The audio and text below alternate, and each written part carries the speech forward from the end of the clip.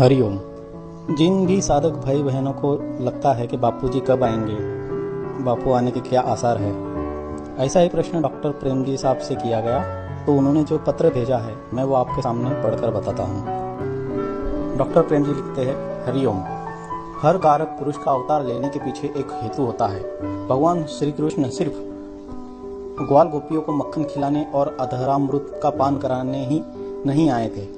असुरों के त्रास से समाज की रक्षा करना भी उनका एक मिशन था, जिसके लिए वे वृंदावन छोड़कर मथुरा गए। गीता में भगवान श्री कृष्ण ने अध्याय 4 के 7वें श्लोक में कहा है, जब जब धर्म की हानि और अधर्म की वृद्धि होती है तभी मैं अपने स्वरूप को रचता हूँ, अर्थात साकार रूप से लोगों के सामने प्रकट होता हूँ। इसमें संदेह होता है कि भगवान के अवतार तो कोई 10 बताते हैं, कोई 24 बताते हैं, तो क्या एक चतुर्युगी यानी 4320000 वर्ष में सिर्फ 10 या 24 बार ही धर्म की हानि और अधर्म की वृद्धि होती है? और भगवान ने यह नहीं कहा कि कितनी हानि होने पर वे प्रकट होते हैं, तो अन्य समय में धर्म की रक्षा के लिए भगवान क्यों नहीं आते?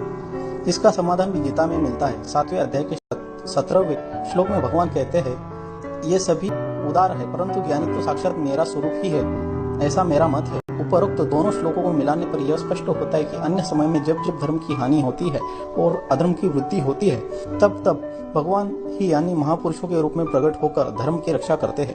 ब्रह्मज्ञानी गुरु के तथाकथित शिष्य अपने गुरु को अवतारी महापुरुष मानकर गर्व तो अनुभव करते हैं, पर जब वे अवतार के अनुरूप दैवी कार्य करते हैं, धर्म की रक्षा के लिए कष्ट सहते हैं, तो शिष्य दुखी हो जाते हैं। लेकिन जो सच्चे शिष्य होते हैं वे गुरु के प्रत्येक कार्य को ईश्वर का कार्य समझते हैं और उसमें अपना सर्वस्व न्यौछावर करने को तैयार रहते हैं। वे गुरु के दैवी कार्य में अपना सहयोग देते हैं, कष्ट को सहते हैं और अपना कर्तव्य निभाते हैं। किसी अवतार ने किसी युग में असुरों का संहार कर दिया तो वे नष्ट नहीं हुए, उनका पुनर्जन्म होता है और वे लोगों का खून चूसने का कार्य करते ही रहते हैं। उनका सामर्थ्य बढ़ता जाता है और उनके रूप बदल जाते हैं। कलयुग में खून चूसने का काम भ्रष्टाचारी शासकों और मल्टीनेशनल कंपनियों के द्वारा ज्यादा किया जाता है। धर्म की हानि और अधर्म की वृद्धि का काम विधर्मी असुर करते हैं। उनसे धर्म की रक्षा करने का दैवी कार्य करने वाले भगवान के नित्य अवतार सद्गुरु होते हैं। क्या आपको मालूम है कि कलयुग के कितने असुरों से वे धर्म की रक्षा कर रहे हैं? सनातन धर्म को नष्ट करने वाले कम्युनिस्ट, मुस्लिम, ईसाई मिशनरिया और बहुराष्ट्र कंपनियों के रूप में इस युग में विद्यमान असुर जितने बलवान हैं, अजर अमर है, वैसे असुर किसी युग में नहीं थे। सुना है कि रावण का पुत्र इंद्रजित मायावी था, आकाश में छुपकर शत्रु पर वार करता था, लेकिन आकाश में सामने तो रहता था। कम्युनिस्ट तो सामने आए बिना अपने देश में बैठे बैठे ही हमारे संस्कृति की आधारशिला को तोड़ चुके हैं।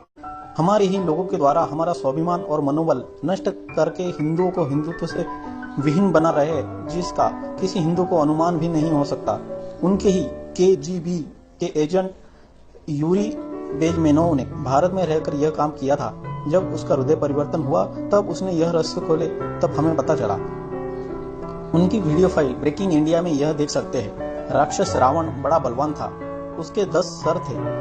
एक सर कट जाता फिर से नया सिर आ जाता। लेकिन विश्व के कई देशों से भी ज्यादा धनवान कई बहुराष्ट्र कंपनियां हैं जो अपने मुनाफे के लिए किसी भी देश का शोषण कर सकते हैं। यदि पैसे से वे किसी राजा या सरकार को खरीद न सके तो उन नेताओं की हत्या करके अपने अनुकूल नेताओं को सत्ता में बिठाकर और उसमें भी सफलता में न मिले तो मिलिट्री उस देश में उतार कर भी उस राजा को कैद करके अपना काम कर रहे हैं। किसी कंपनी की 50 देशों में शाखा है तो मानो उस असुर के 50 सिर है।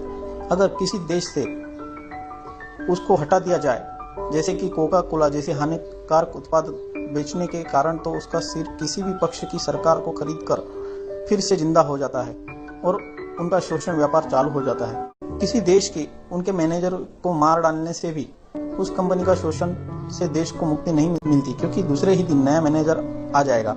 इनको कोई नष्ट नहीं कर सकता, क्योंकि उनकी शाखाएं अनेक देशों में फैली हुई है।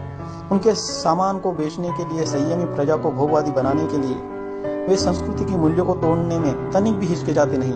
इसके दृष्टांत के लिए एक डॉक्यूमेंट्री जिसका नाम ज़ेइटजेइस्ट एडेंडम है, वह देखो।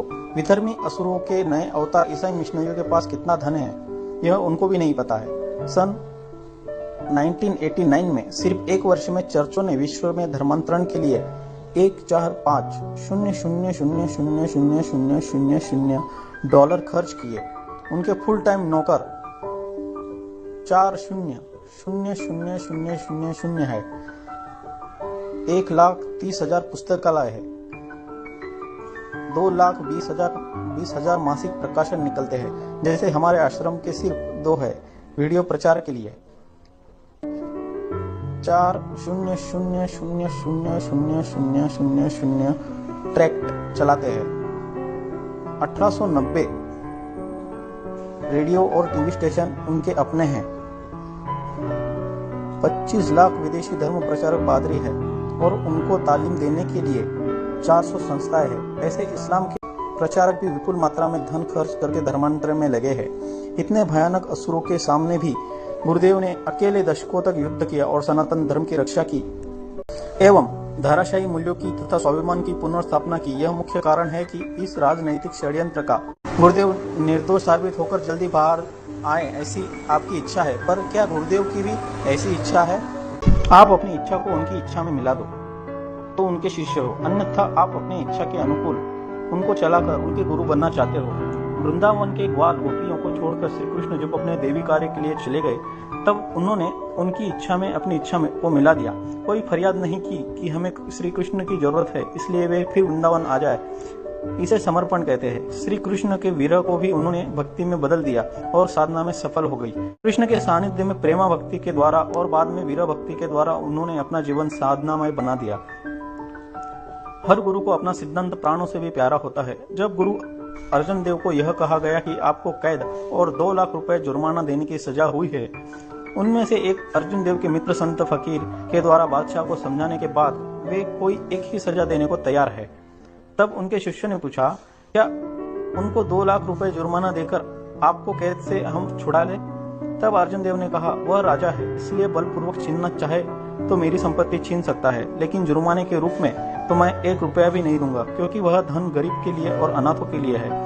अपने सिद्धांत के लिए उन्होंने यातनाएं सहकर शरीर त्याग दिया।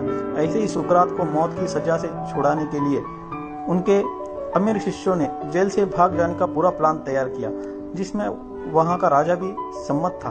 फिर भी सुकरात ने कहा कि मैं अगर इस राज्य के कानून का पालन नहीं करूंगा तो और लोग कैसे करेंगे। उन्होंने जहर पीना पसंद किया, पर अपना सिद्धांत नहीं छोड़ा।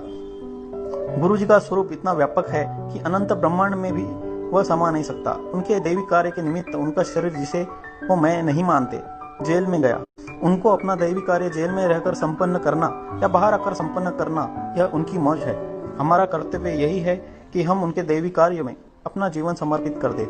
गुरु हरगोविंद और गुरु गोविंद सिंह के शिष्यों ने अपने गुरु के दैविक कार्य में अपना जीवन समर्पित कर दिया। सारा जीवन मुगलों से लड़ने में बिता दिया। उन्होंने अपने जीवन गुरु के आदेश के अनुसार उनके दैविक कार्य के यज्ञ में समर्पित कर दिया।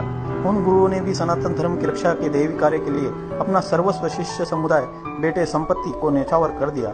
औरंगजेब को हराने में वे सफल न भी हुए, लेकिन धर्म की रक्षा के दैविक कार्य में वे पूर्ण सफल रहे। औरंगजेब के बाद भारत से मुगल शासन का अंत हो गया। मुगल राजाओं ने उनसे अन्याय किया, पर उन्होंने अपने आप से अन्याय नहीं किया। यदि उन्होंने यह दैवी कार्य नहीं किया होता तो आज भारत में एक भी हिंदू या सिख नहीं होता, सब मुसलमान होते। राम जी के लिए रावण से युद्ध करने वाले बंदरों ने और अन्य पशुओं ने भी अपने इष्ट के दैवी कार्य में अपना जीवन समर्पित कर दिया। उन्होंने अपना कर्तव्य निभाया। बुद्ध के शिष्यों ने भी अपने इष्ट देव के दैवी कार्य में समाज का विरोध सहकर अनेक विघ्न बाधाओं का सामना करते हुए धर्म का प्रचार देश विदेश में किया। हम भी ऐसे एक महान अवतारी महापुरुष के शिष्य है। हम भी अपना कर्तव्य निभाते हुए उनके दैवी कार्य को करना है।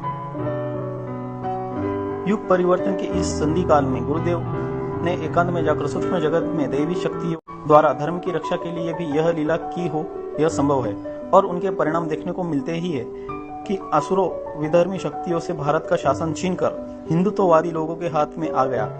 अभी आने वाले 3-4 साल में देवासुर संग्राम होगा, जिसमें बड़े प्राकृतिक संकट, भूकंप, युद्ध आदि के द्वारा विश्व में महाविनाश होगा, जिसमें आसुरी तत्वों की पराजय होगी और बाद में दैवीय साम्राज्य की स्थापना होगी। हमें अपनी आध्यात्मिक साधना के द्वारा इसमें सुरक्षा और सेवा का मौका मिलेगा, इसलिए अपनी साधना और सेवा को हमें बढ़ाना चाहिए। हमारा कर्तव्य यही है कि हम उनके दैवी कार्य में अपना जीवन समर्पित कर दें। गुरु हरगोविंद और गुरु गोविंद सिंह के शिष्यों ने यह नहीं सोचा होगा कि उनको इंसाफ मिलेगा या नहीं। उन्होंने अपना जीवन गुरु के आदेश के अनुसार उनके दैवी कार्य में यज्ञ में समर्पित कर दिया। उन गुरुओं ने भी सनातन धर्म की रक्षा के दैवी कार्य के लिए अपना सर्वस्व, शिष्य समुदाय, बेटे और संपत्ति को न्यौछावर कर दिया। एक भक्त कवि ने लिखा है, बात ना कहूं मैं जब की, बात ना कहूं मैं तब की, बात ना कहूं मैं जब की, बात ना कहूं मैं तब की, बात कहूं मैं अब की। अगर गुरु गोविंद सिंह नहीं होते तो सुन्नत होती सबकी। अगर आप मानते हो कि बापूजी करुणावान है तो उनका जेल जाना भी धर्म की रक्षा और उनके द्वारा मनुष्य मात्र और जीव मात्र की रक्षा करने के निमित्त ही हो सकता है। जैसे भगवान श्री कृष्ण जब यमुना में कूदे होंगे तब उनके बाल सखाओं ने सोचा होगा कि वे गेंद लेने गए हैं और तुरंत बाहर आ जाएंगे, पर वे तब तक बाहर नहीं आए जब तक उनका गोकुल वासियों की रक्षा के लिए कालिया नाग को हटाने का मिशन पूरा नहीं हुआ। तब उनका बाहर न आना भी करुणा का ही परिणाम था। ऐसे ही हम अपनी बालिश बुद्धि से समझ नहीं पाते कि हमारे गुरुदेव किसी मिशन के लिए जेल में गए हैं। जीवन मुक्त महापुरुष की मुक्ति के लिए अज्ञानी लोगों के संकल्प बल की आवश्यकता नहीं होती। देवी देवता भी उनको मुक्त नहीं कर सकते, क्योंकि वे उनको जानते हैं। सीता के विरह में व्याकुल राम जी को देखकर पार्वती ने उनको साधारण मनुष्य समझा और उनकी कसौटी करने गई, पर शिव जी नहीं गए, क्योंकि वे जानते थे कि राम जी विष्णु का अवतार है और लीला के द्वारा मनुष्य को आदर्श पति कैसा होना चाहिए यह सिखा रहे हैं। अगर राम जी ने लक्ष्मण, भरत आदि की प्रार्थना को स्वीकार कर लिया होता और 14 साल वन में नहीं रहते तो उनके अवतार का मिशन रावण आदि असुरों को नष्ट करने का अवतारी कार्य पूरा नहीं होता। आपको मालूम होना चाहिए कि रावण से भी बलवान अनेक असुरों से पृथ्वी की रक्षा गुरुदेव कर रहे हैं और आगे महाविनाश की पूरी संभावना है, जिसके बाद फिर से सतयुग शुरू होगा। इस युग परिवर्तन के समय में गुरुदेव का सर्वाधिक दायित्व है, जिसे हम लोग अभी नहीं समझ सकेंगे। बाद में मालूम पड़ेगा कि वे पूर्ण समर्थ होने पर भी ऐसी लीला क्यों कर रहे थे। साधकों को जब तपस्या आदि में लगाने के पीछे भी यही हेतु होगा कि उनकी महाविनाश से रक्षा हो और वे देवासुर संग्राम में दैवी बल बढ़ाकर अपना योगदान दे सके। इस विषय में अधिक जानकारी के लिए साथ में भेजा गया एक पत्र और सूक्ष्म जगत की रिसर्च करने वालों की खोज की रिपोर्ट अवश्य पढ़े। उसमें तिरछे अक्षर इटैलिक मैंने कुछ समांतर बातें जो गुरुदेव के मिशन को लागू पड़ती है स्पष्ट करने के लिए जोड़े हैं। उसमें बताए गए परात्पर गुरु हमारे गुरुदेव के सिवा और कोई नहीं हो सकते। डॉक्टर प्रेम जी, हरिओम, धन्यवाद। ओम शांति, ओम शांति, हरिओम।